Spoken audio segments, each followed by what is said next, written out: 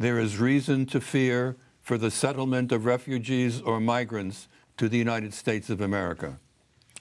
There is little reason to fear the settlement of either refugees or migrants to the United States of America.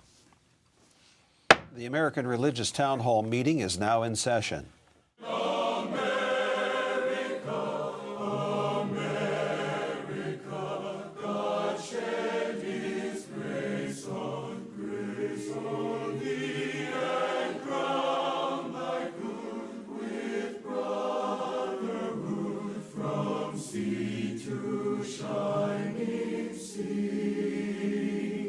Welcome, friends, to the American Religious Town Hall meeting, where the discussion of religious, political, and social issues is meant to promote the cause of religious freedom and to help us better understand each other.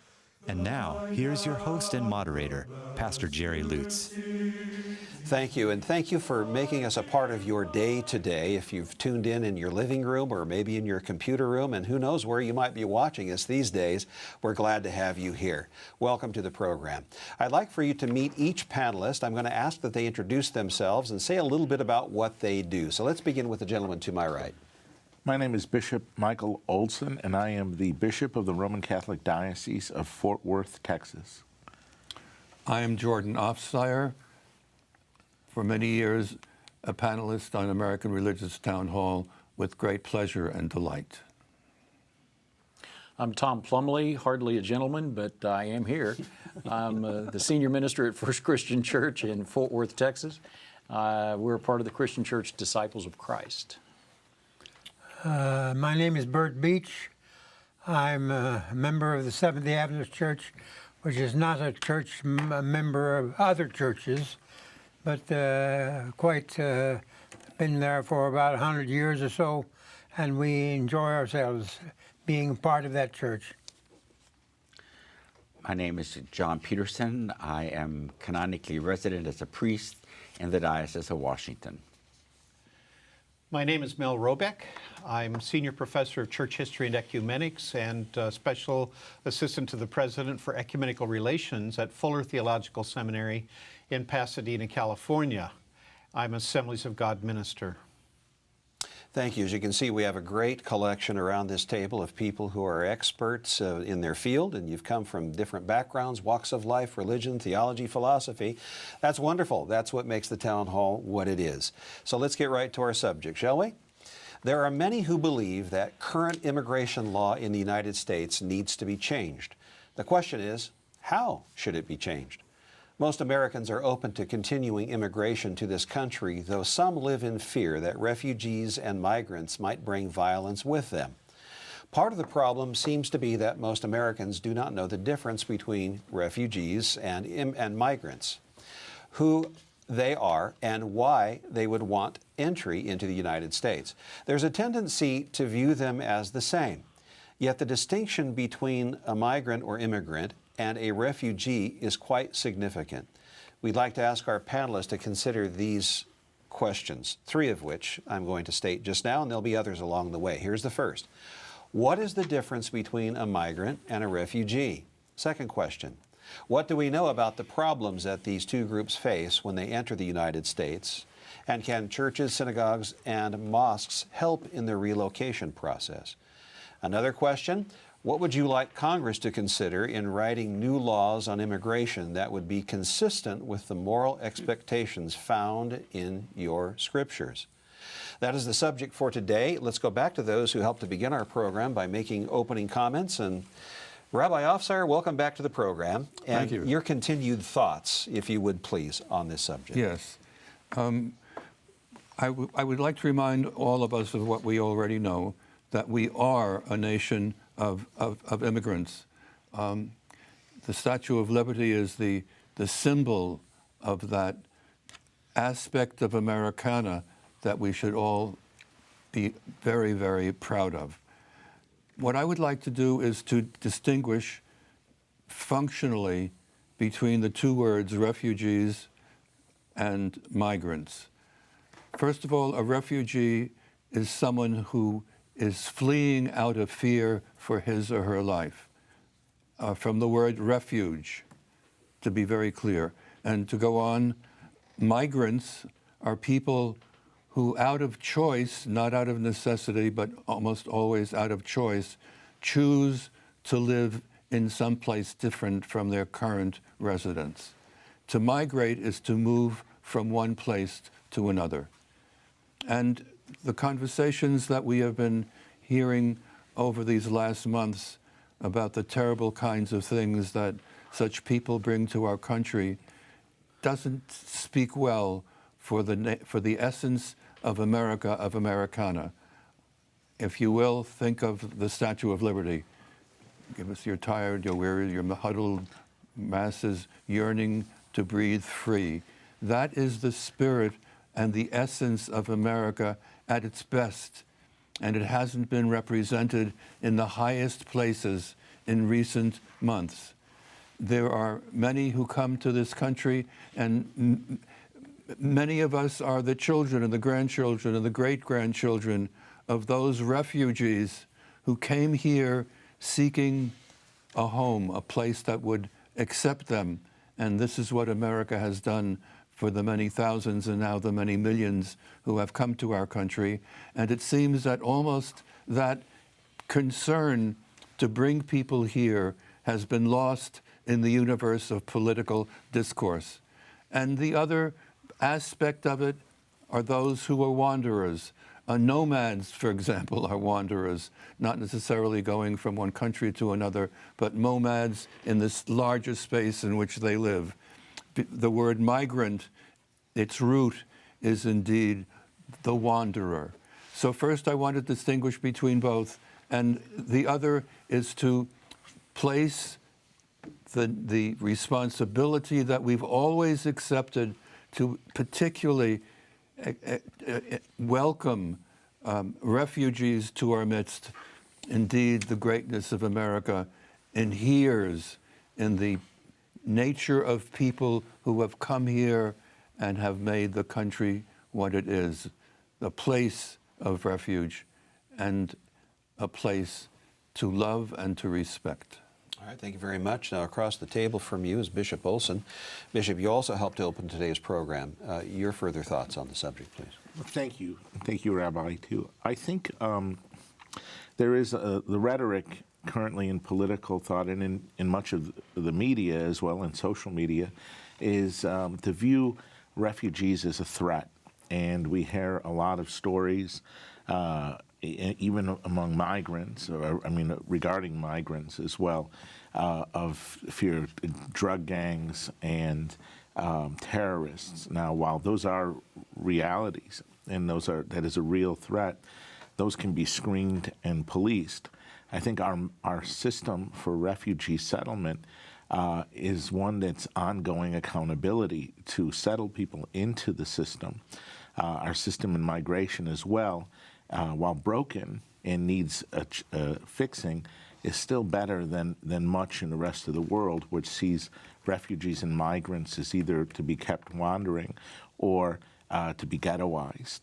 I think that it's important for us to remember, with this distinction between migrants and refugees, that this is not just a problem for the United States of America to settle, but rather it's an international problem which requires an international response of collaboration, that while people have a right to migrate and with their families as well, there also needs to be a sense of accountability and security for the defense of sound borders. And also that we need to adjust what is it economically that is prompting people to migrate at such a large rate. It's an international financial problem that we need to adjust to globally, and not just simply with a defensive posture here in the United States. And I would add one third group, which I think we need to be mindful of in our history too, and those are the descendants of slaves, who are also a part of our history and who came to this country in a different way than either as refugees or migrants. All right, thank you very much. Dr. Beach, welcome to the program. Your thoughts on the subject today, please. Well, I'm interested in this subject because I've lived quite a bit in the United States, but I probably have lived longer overseas. And my family came here about 300 years ago, so I think I can say that I'm a descendant of immigrants here. I prefer the term immigrant somehow than I do migrant. Migrant seems to me is a person who doesn't know for sure what direction he's going. He's going somewhere, but he doesn't know for sure. Migrating, changing maybe from one place to another, which may be necessary. And also we have, of course, the problem of those that are refugees. My ancestors were not refugees, but they were migrants or immigrants, as we call them nowadays. The refugees, of course, as people presumably have lost their possessions or lost their home, have no place to go. They don't have anything, no real possession. So they come and try to find in the U.S. a better home. That's acceptable, and of course people try to do that. But there's a complication that we haven't mentioned, I think, and that is the political complication of terrorism that has been introduced, where there are powers outside of the United States who try to send terrorists into the United States. I don't know how big it is. I'm not acquainted. I'm not a specialist of that subject, but I do know it's a problem. So you can't just let people come in without checking them. I think we need to have a check as much as possible. Of course, the check can never be 100%. All right, thank you very much. Across the table is Reverend Plumley. Your thoughts, please. It's simply a fact that there is, as of this time, no record of any immigrant, migrant, or refugee coming into the United States and becoming a terrorist. All the terrorists, all the terrorism that we experience in this country is from folks who have grown up here. I think, to go back to where you started, Bert, I think it is important. We're talking about 3 different groups of people here.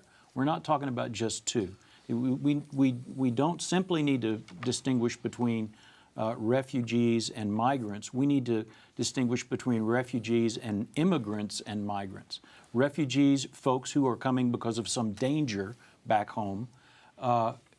Immigrants, those who are coming to settle, who need a new home, who want a new home.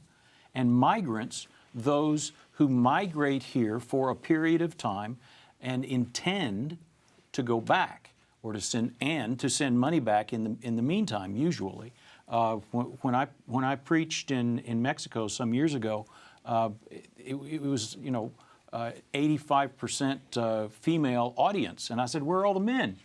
And they said they're all in California. Yep. Because they wages were higher there, and there were jobs available there. And in that part of Mexico, wages were low and there were no jobs. So they went where there were some jobs, but they intended to come back. That is a large part of the people who are going back and forth across the border at any given time. Migrant workers is how they... I grew up in California, in fact, in the Central Valley, and half of my class would travel with the crops, and I would only see them certain portions of the year in the public school where I attended when I was very young. So, yes, really, it's a really reality. The sort of folks for whom we need temporary worker permits. All right, thank you. Let's go down table. Dr. Robeck? Yeah, this really is a program, in a sense, on immigration, period. So immigrants certainly fit here along with refugees and migrants. And I mean, what all of you have said has been, I think, important, and it certainly fits within the guidelines of what we're trying to accomplish. I would say, a little bit more specifically, that refugees come here not only to flee violence, but certain kinds of violence. In some case, it's religious persecution. And we've certainly seen that from refugees coming out of the Middle East, where the Christian church has virtually left the region. I mean, the numbers that have left the Middle East are incredibly high. Secondly, some of them go because of political reasons. There are political folk who they disagree with, or that they are being hunted down by simply because they disagree. We could look at Turkey, in a sense, and see the migration that's come out of Turkey as a result of the recent coup attempt and all of the kind of persecution that's going on there. And the migrants come here largely, I think, because of economic reasons, not simply because we want to go to a new country, but they need the money. And this is a place where, and I can go anywhere in the world, and people will come up to me and ask me for money. I wear a suit. I'm an American, therefore I have money. And so as a result, I think we have to be very careful about labeling people too quickly and ask, what is it that has brought them here? And then to try to deal with some of the questions. I think we don't need to worry so much about terrorism coming from that way. Europe has had to worry about it, especially coming out of Syria, where terrorists have, in fact, infiltrated groups of people coming out of there, going into Germany and France and Sweden and so forth. So I think we really have to keep our mind on that. But I would say one of the things as a Christian I'm asked is, how do we live as good neighbors? What do we do as a good neighbor? How do we treat those who do come, whether they come here legally or whether they come here without papers? I think our government is really in trouble because it has not and will not try to come to terms with an immigration policy that is fair, that is just, and that provides people a gateway to citizenship, if you would. And I know lots of people. In fact, recently, in the last couple of months, we've had in the papers in Los Angeles about a pastor who was arrested. His family has left there, his wife and 2 children. It's an Assemblies of God family. It's an Assemblies of God pastor. Now he's been detained, and one of the things that our recent General Council we did was to vote to send a letter to ICE saying, you know, you guys have promised to send criminals back, not pastors. You know, I mean, he came as a 13-year-old boy 25 years ago. Why are we doing this now? So I think we really need to take seriously the call to work together for a new immigration policy. All right, thank you very much. And then Canon Peterson, your thoughts on the subject, please. Yes, there's so many topics floating around right now. I'd like to just give a couple shorthand definitions. A refugee is totally different than a migrant. Yeah. A refugee fits into different categories than migrants. A migrant can go home at any time, et cetera, et cetera. A refugee cannot. A refugee is there because of religious persecution or political persecution or whatever reasons. And refugees are protected by the 1951 Refugee Convention and its 1967 protocol, as well as other legal texts such as the 1969 OAU Refugee Convention. One of the most fundamental principles laid down in international law is that refugees shall not be expelled or returned to situations where their life and freedom would be under threat. So that makes a big difference between who a refugee is in contrast to an immigrant or in contrast to a migrant. So I think that many times we blur the difference between what a refugee is and what a migrant is. One of the problems, of course, and this is a footnote really, one of the problems today is that with the cutting down of migrants who are allowed to come into this country, there are many fields in California that are not going to be picked this year. The farmers are just going to lose tons of money because their crops are just going to be tilled over because of the policies of our government right now in relationship to migrants. I want to say one more word about refugees. Refugees who come to the United States now, particularly Syrians, have a 4 to 6 year vetting process. 4 to 6 years it takes for a Syrian refugee to be able to come to the United States. And so it isn't just simply getting your papers and coming the next day, but it is a long process. And the Roman Catholics, I will say, has the best refugee program of anyone. Well, let's come up and ask Bishop Olson about that since you've referenced that. Yes, Bishop. Oh boy, more hate mail.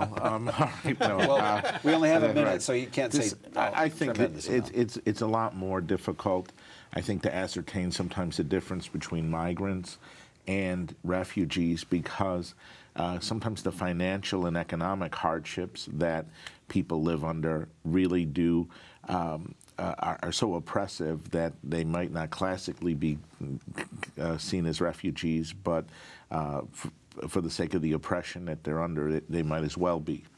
I think this has to do, again, with a responsibility that we can't wall off this problem, all right? And we can't abandon our responsibility to be a part of a solution. Instead of, if we do so, we're just going to make a problem much worse that's already too critical in hurting people. All right, thank you. That's all the time we have for this segment, by the way. We are glad that you've joined us today.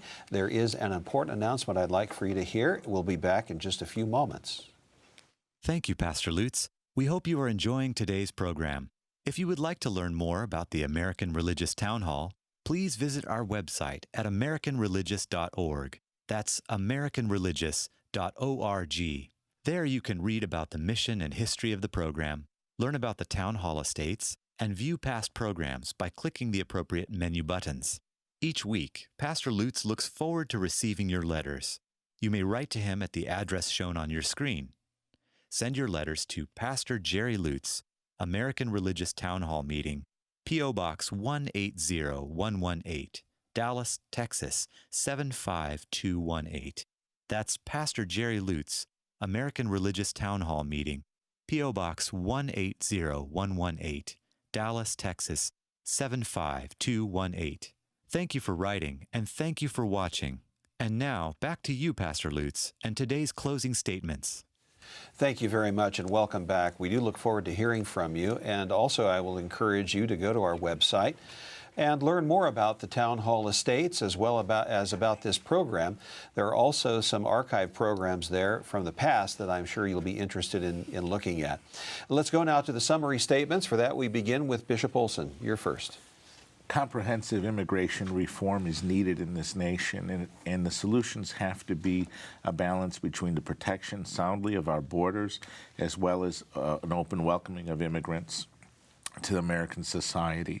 It should take into account not just individuals but also families, and should be also assessed internationally with the collaboration of other nations, because human beings have a right to migrate. All right, thank you very much. And then Reverend Plumley, your summation, please. Thank you. This is an issue that raises all sorts of prejudices and fears. And one of the first things we ought to say is that this is the kind of issue that raises all sorts of prejudices and fears. And we need to look at ourselves and take a summary of what all the times that we fall back into those kinds of behaviors when we talk about this issue. 1,500 economists a few months ago sent a letter to Congress urging the modernization of the system. And one of the things they said was that immigration is one of America's significant competitive advantages in the global economy. And we need to listen to things like that. Okay, thank you very much. Canon Peterson, your summation, please. Yes, particularly in relationship to the refugee. I think the question we have to ask ourselves is, how do we treat them? And for me, Jesus was very clear in Matthew 25 on how we respond. For I was hungry, I was thirsty, I was sick, I was in prison. How do we treat someone who's lost absolutely everything? How willing are we to offer hospitality? I live in the Bible Belt, and you would think that these concerns would be taken seriously in the Bible Belt. However, at the July 20th meeting in 2016, the town where I live, Hendersonville, North Carolina, the Henderson County Commissioners unanimously voted a resolution that states, quote, "The board opposes refugee relocation programs and specifically aiding Syrian refugees." All I can say is, so much for the gospel of Jesus Christ. Thank you. Across the table from you is Mel Robeck. Dr. Robeck, your summation, please. Yeah, I think that churches, mosques, and synagogues in this country have not only an obligation but an opportunity to help integrate vast numbers of refugees, immigrants, and migrants into this country in ways that would be useful. I have a pastor friend who is in southern Idaho, and realized that in his particular city of about 85,000 people, the U.S. government has resettled about 2,000 Muslim immigrants. He decided that the church needed to do something about that. And what he meant by that was to meet with Muslim leaders and ask, how can we help you? What can we do to help integrate? He found that there were quite a number of churches that refused to have anything to do with it. But he has gotten together a group of a half dozen pastors who are meeting regularly with the imams and other leaders within the Muslim community, and they are making some remarkable strides in integrating those people into that city. Good. Thank you. And next to you is Dr. Beach. Dr. Beach. One aspect, maybe the most bothersome aspect of this whole thing, is it seems to me the U.S. doesn't really have a clear immigration policy. They have temporary actions here or there. The government does a little bit, then doesn't do any more. For decades, we had the border to the south. Hope people could come in, which I think is not acceptable, that people just walk into a country. Can you imagine doing that in Switzerland? If they allowed that, what would happen? No, thank you very much. I think we need to have a policy and carry it out with scientific interest and research and everything. But the Congress can't agree, the President doesn't agree, nobody seems to agree. All right, thank you very much. And then Rabbi Ofsire. Thank you. In my vision and imagination, the Statue of Liberty is weeping. The Statue of Liberty is weeping. The people in the highest places of government have been doing everything that they can to make it either difficult or impossible for refugees to come to our country. We are, of course, a country of immigrants, and yet we are not displaying the heart and soul of our deepest convictions. All right, thank you, and thank you to each one of you for being here today. We're so glad that you've joined us for today's program. There'll be others, and we hope you tune in at that time as well. And be sure to go to the website. I'll remind you of that because there are some interesting things there I'm sure you'll be wanting to look in on.